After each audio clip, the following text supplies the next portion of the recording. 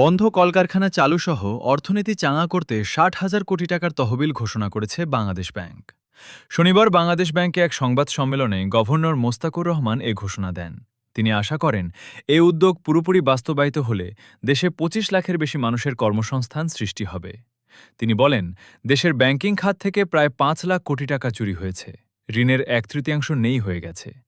এসবের বিপরীতে পর্যাপ্ত সম্পদ নেই, এসব ঋণ পুরোটাই এখন খেলাপি। ইচ্ছাকৃত ঋণ খেলাপির বিরুদ্ধে কঠোর অবস্থানের কথাও জানান তিনি। সংবাদ সম্মেলনে ডেপুটি গভর্নর নুরুন নাহার, ডাক্তার হাবিবুর রহমান, মোহাম্মদ জাকির হোসেন চৌধুরী, ডাক্তার মোহাম্মদ কবির আহমদ, নির্বাহী পরিচালক ও মুখপাত্র আরিফ হোসেন খানসহ অন্যরা উপস্থিত ছিলেন। সংবাদ সম্মেলনে জানানো হয়, বন্ধ কলকারখানা চালুর পাশাপাশি কৃষিখাত, পোশাক, সিএমএসএমই ও পরিবেশবান্ধব সৃজনশীল অর্থনীতি, ক্রিয়েটিভ ইকোনমি খাতে ঋণ ও অর্থায়ন করা হবে। এর মাধ্যমে জিডিপি প্রবৃদ্ধি বেড়ে কর্মসংস্থান তৈরি হবে। তিনি বলেন, সাম্প্রতিক বছরগুলোতে দেশের অর্থনৈতিক প্রবৃদ্ধির গতি কমেছে। আগে যেখানে জিডিপি প্রবৃদ্ধি ছিল ৫.৮%, পরে তা কমে ৪.২% নেমে আসে। বর্তমানে তা আরও কমে ৩.৭% দাঁড়াতে পারে বলে ধারণা করা হচ্ছে। একই সঙ্গে তৈরি পোশাক, টেক্সটাইল, স্টিল, সিরামিক, তথ্যপ্রযুক্তি ও উৎপাদন খাত বড় ধরনের চাপের মুখে পড়েছে। গভর্নর বলেন, ব্যাংক খাতে চাপ বেড়েছে, খেলাপি ঋণ বৃদ্ধি পেয়েছে, অর্থ পাচারের ঘটনা ঘটেছে ও আমানতকারীদের আস্থাও কমেছে। উচ্চ সুদের কারণে ক্ষুদ্র ও মাঝারি উদ্যোক্তারা ব্যবসা সম্প্রসারণে নিরুৎসাহিত হচ্ছেন। এ বাস্তবতায় অর্থনীতিকে পুনরুজ্জীবিত করতে ও বন্ধ শিল্প কারখানা সচল করতে এ বিশেষ তহবিল গঠন করা হয়েছে। বাংলাদেশ ব্যাংকের ঘোষিত ৬০,০০০ কোটি টাকার প্যাকেজের মধ্যে ৪১,০০০ কোটি টাকা পুনঃ অর্থায়ন স্কিমের আওতায় দেওয়া হবে। বাকি ১৯,০০০ কোটি টাকা কেন্দ্রীয় ব্যাংকের নিজস্ব বিভিন্ন সহায়তা কর্মসূচির মাধ্যমে বিতরণ করা হবে। পুনঃ অর্থায়ন তহবিলের আওতায় বন্ধ শিল্প ও সেবা খাতে ২০,০০০ কোটি টাকা, সিএমএসএমই খাতে ৫,০০০ কোটি টাকা, কৃষি ও গ্রামীণ অর্থনৈতিক খাতে ১০,০০০ কোটি টাকা, রপ্তানি বহুমুখীকরণে ৩,০০০ কোটি টাকা ও উত্তরবঙ্গকে কৃষি হাব হিসাবে গড়ে তুলতে আরও ৩,০০০ কোটি টাকা বরাদ্দ রাখা হয়েছে।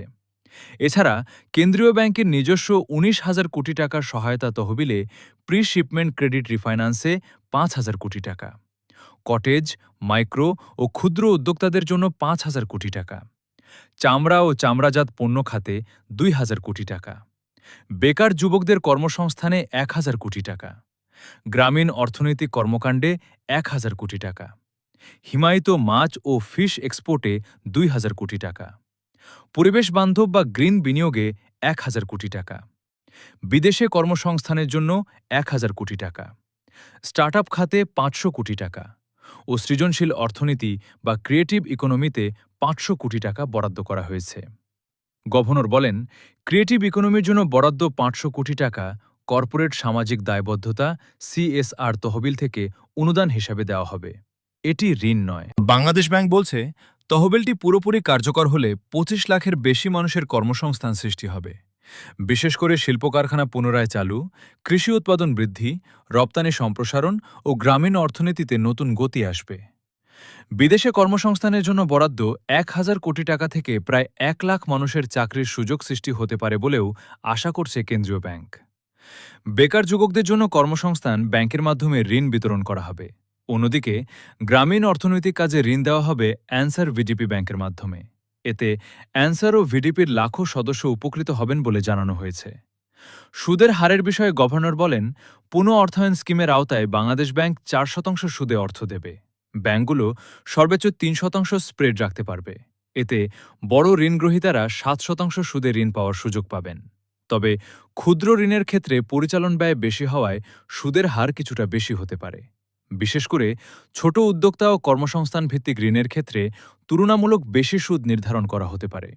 বাংলাদেশ ব্যাংকের আশা, এ উদ্যোগ বাস্তবায়িত হলে বন্ধ শিল্প কারখানাগুলো আবার চালু হবে, রপ্তানি ও রেমিটেন্স বাড়বে, গ্রামীণ অর্থনীতি চাঙা হবে এবং সামগ্রিকভাবে দেশের অর্থনীতিতে নতুন গতি ফিরে আসবে।